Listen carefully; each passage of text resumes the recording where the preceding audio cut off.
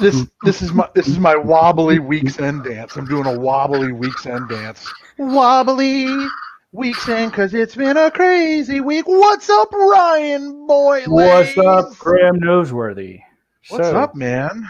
it's Week's end, end, I bro. guess. I heard on the interwebs that it's near the end of this week, and I just figured we Well, should. there's no real evidence because this is the week that just never seems to end. But my understanding is we're in the end game now. To quote Avengers scripture, we're in the end game now. I believe they're close to certifying that it's Friday here in North Carolina. I'm not sure where you are. So they're still counting ballots up here in the Commonwealth of Massachusetts, or the Massachusetts Bay Colony, as it's also commonly known. But there's a lot of ballots still left to count. So we're not 100% sure it's Friday. Friday is leading currently in the ballot count against Thursday and certainly against Saturday, which is like a third-party ticket. But evidence seems to be that it is indeed Friday. So The thing we're just that's waiting for truly, the announcement. We're just I don't waiting. know. The thing that's truly baffling to me are the people that are saying stop the Friday. I just don't. I don't get that. I'm a But big actually, fan of Brian, Friday. it's really weird. It depends on where you are, because some people are yelling "Stop the Friday," and some people are yelling "Count the Friday." It's very odd. Nobody really understands what's happening. If Friday were every day, that would be awesome. However, I would contend, this is my analytical mind, that if Friday were every day, then Friday wouldn't have the meaning that it does. And today's it's a pretty special day. We got weeks in for you folks. We certainly do. So while my dogs are collectively losing their shit in the other room, why don't you start us off with a new topic and we can get going? Heck yeah. All right. To start us off with, What do we got? we have a video. I'm going back into the wobbly dance. As we do. Oh, so check this out. So I came across, see if you can Russell. blow that up a little bit. So this is young Kurt Russell in a Sonic Blaster commercial from the 60s. So first I was attracted to this because it's a young Kurt Russell, and I was like, I didn't even know he did stuff like this. Then I realized this is one of the coolest looking toys I've ever seen. But beyond that, I realized this is an amazingly well done commercial. Yes, I realize it's for a war toy. Yes, I realize it's from the 60s. Yes, I realize it's a little silly. But when you listen to like the narration and the music and everything in it, it's real in the way they're like, this is the actual sound. It's a really good commercial. I have since gone on eBay. I cannot find a Sonic Blaster. I will not give up and relent until I find one. But if you get a chance, look at I feel like this is like his audition tape for the film's Soldier. Oh right? my God, it's so good. My understanding, but yeah, it's so good. Amazing so check stuff. that out, folks, if you haven't seen that already. I'm intrigued by this, Graeme, because apparently light cycles are a thing that is real now. So I was looking for some new backgrounds for my phone and my computer. I change them every once in a while, right? And you and I've talked about this many times. Huge fan of the movie Tron Legacy. Looking forward to the new one that they keep saying is going to get made. I don't know who made this. There's some sort of signature there. I came across this. Unfortunately, I don't have the artist credit. If I did, I would love to share that. So, folks, if you're watching this and you know who did it, let me know. Travis Preble is a friend of mine who also likes Tron. But anyway, somebody said if Tron light cycles were a real thing, this is essentially what they'd look like if they were moto racers. And I thought it was cool. Now, this friend of mine said that it's a real bike. What he's showing here is a real bike. The other thing is not. It is based on the Tron light cycles, but I don't know. I just thought it was cool. So for racing fans, Tron fans, I have good news for you. Your worlds have come together, and now you have this beautiful image. You can all. Well, I don't know what you do with it. I mean, 254 miles an hour. I don't know what to do with that. I don't know. So that's an e-bike, right?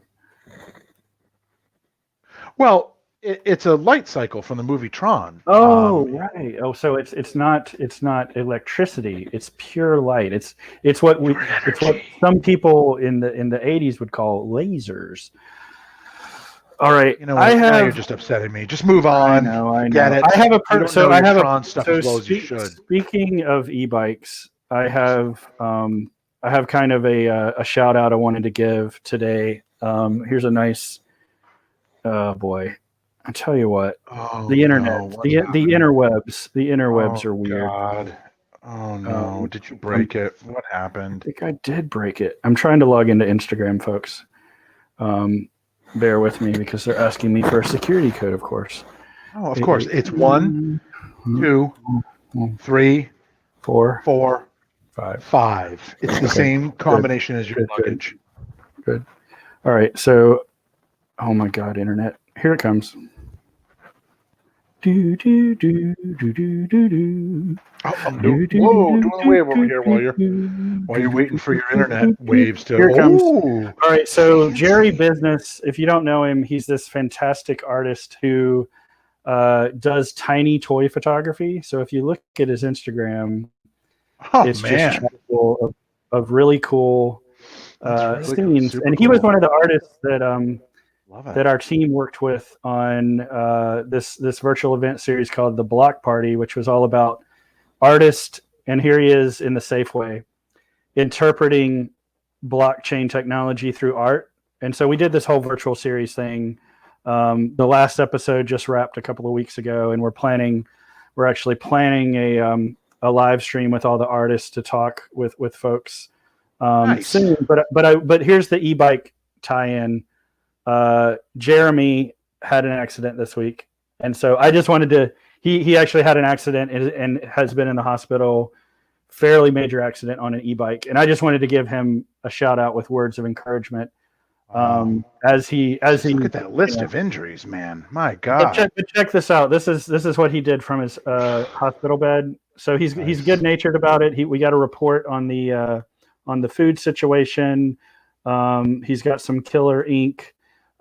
He also apparently wrote a book while he was in the hospital this week called "It Didn't Have to Be This Hard." A guided journey to hard living. So anyhow, Jeremy, man, I wish you a speedy recovery.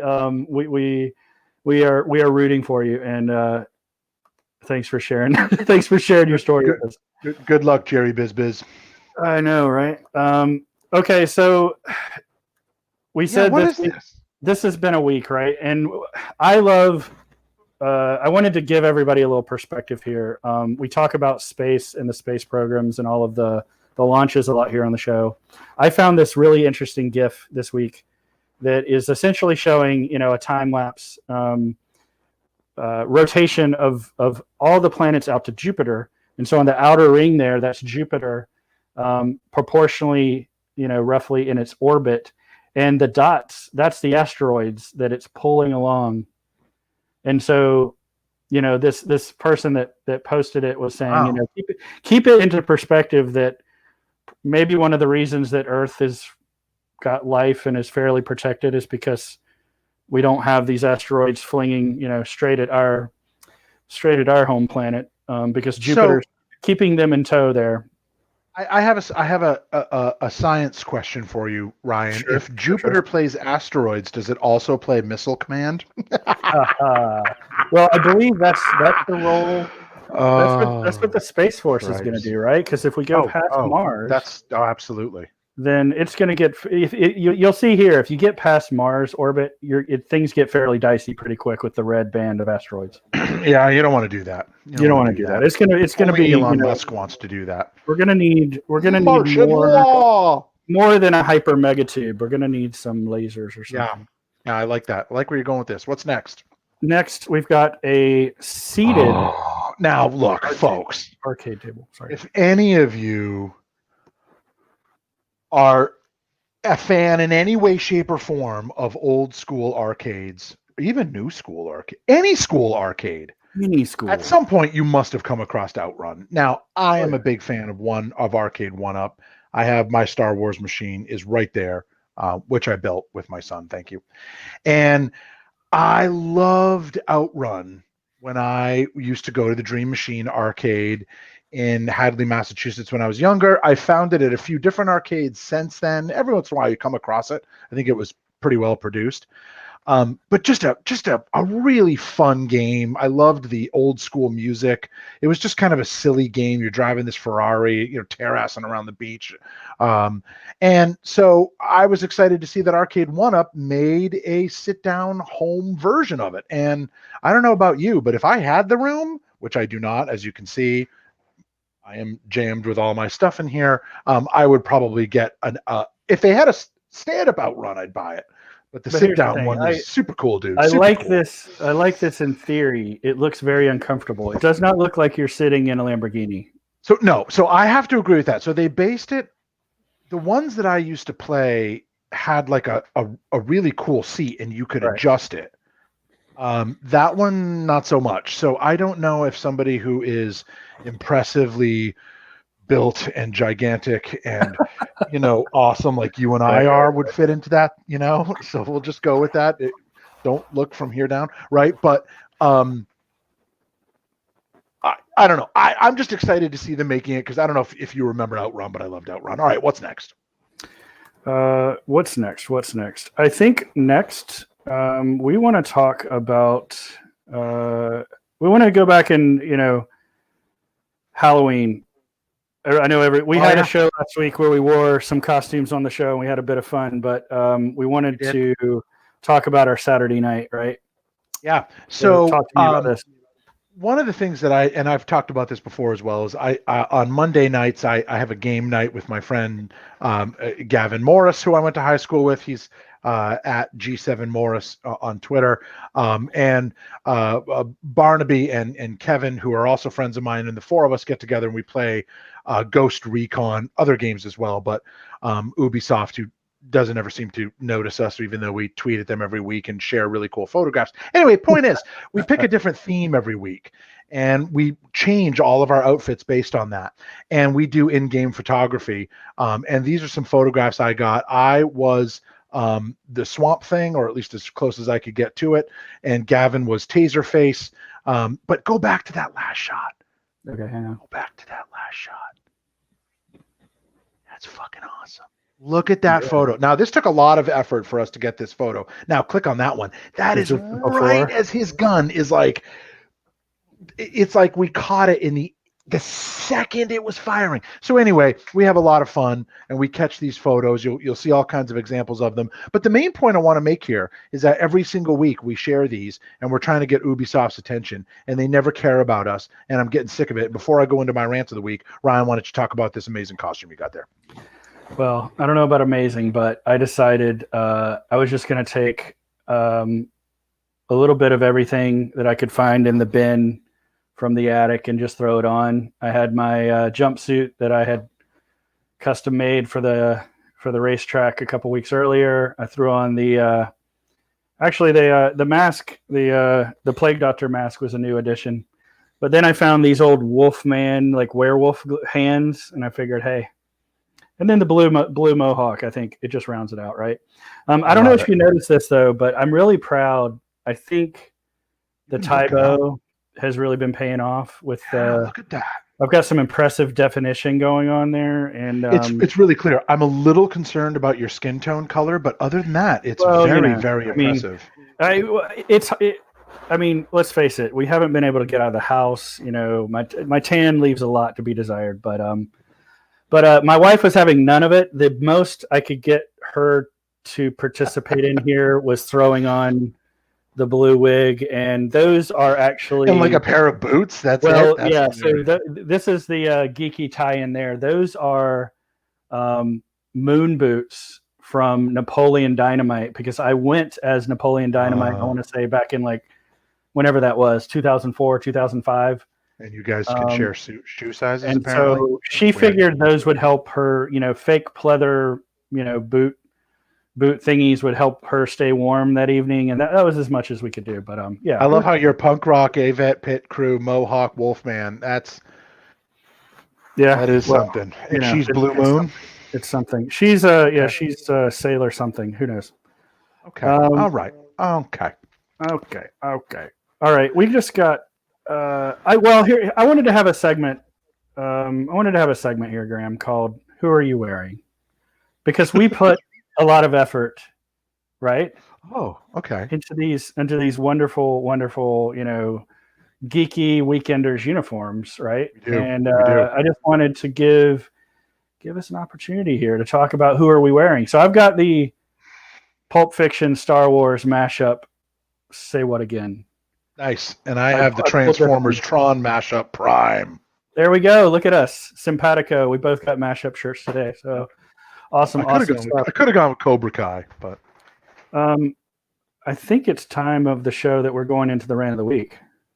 well, all right. I'm gonna tell you what's been the problem this week. It's not one thing. It's not one party. I don't have a two party rant system here, people. Let me tell you what the problem is. This has been the week from hell. I mean, it's like the unending week, right? I mean, you got to think about this.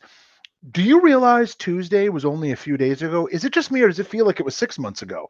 Because Monday feels like it was 2 years ago.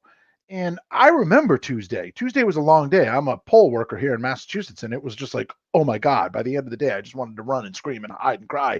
And I didn't sleep Tuesday, really. And then Wednesday was just like, forget it. My productivity was shot because I'm trying to watch the news and figure out my life choices and determine what the hell is really happening out there and all these different places and things that are happening. And then Thursday, I barely even remember Thursday. It was a thing. My understanding is it was real, and now it's Friday. I don't even know what's going on. Anyway, my rant of the week is that this has been insane. The news has been insane. The cycle has been insane. Ryan, join me back on camera because I think we got a phone call coming in.